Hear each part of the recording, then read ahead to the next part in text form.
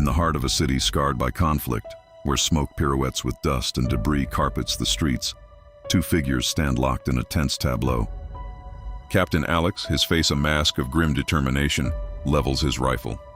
Opposite him, Reza, his knuckles white around the grip of his own weapon, mirrors the stance.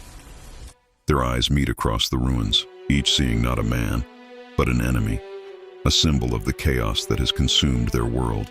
The air is thick with unspoken hatred, a silence broken only by the distant, mournful symphony of war.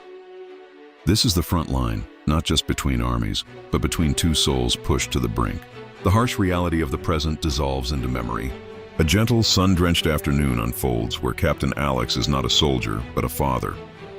He is on his knees in a green backyard, his daughter's laughter a melody as he pushes her on a swing. The warmth of his wife's smile as she watches from the porch is a memory so vivid it's almost tangible. This is the life he fought for, the world he was torn from. Miles and a lifetime away, another memory flickers to life. Reza sits at a crowded dinner table, his father's booming laugh echoing as he tells a familiar joke. His mother places a hand on his shoulder, her expression one of pure, unadulterated love. These are the ghosts that haunt the battlefield, the human faces behind the guns, the love that fuels both their fight and their despair. Back in the shattered present, a small face peeks from behind a crumbling wall. It is Layla, a child of the city, her eyes wide with a terror that no young soul should ever know. She is a spectator to a drama she cannot comprehend, a silent testament to the innocent lives caught in the crossfire.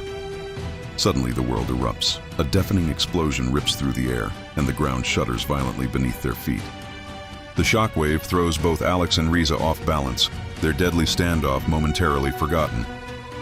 As Alex scrambles to regain his footing, his gaze catches a horrifying sight. A section of a war-ravaged building, destabilized by the blast, groans and begins to collapse directly over the spot where Layla is hiding. In that single heart-stopping instant, the lines of battle blur. The enemy, the mission, the hatred, it all evaporates. There is only the child. Abandoning his weapon and the confrontation with Reza, Alex breaks into a desperate sprint, his entire being focused on one singular human impulse: to save her. Reza, frozen in place, can only watch, his expression shifting from hardened resolve to sheer astonishment. He sees not an opposing soldier, but a man, risking everything for a life that is not his own. Alex reaches Layla just as the first chunks of concrete rain down. He throws himself over her, shielding her small body with his own as the wall crashes down around them in a cloud of dust and destruction. When the dust begins to settle, Alex pushes himself up, checking on the terrified but unharmed child. He looks up and his eyes lock with Reza's. Across the newly formed pile of rubble, there is no animosity, no threat. In its place, a profound, unspoken understanding passes between them. They are two sides of the same tragic coin, men defined not by the flags they serve, but by the humanity they share. As the first rays of dawn pierce through the smoke-filled sky, they illuminate the vast devastation of the city. The rising sun casts long shadows over the ruins, a stark reminder of the cost of war. Yet in that shared glance, in that single act of selfless courage, a small, fragile glimmer of hope is born, a testament to the enduring spirit of humanity that can, even in the darkest of times, find a way to shine.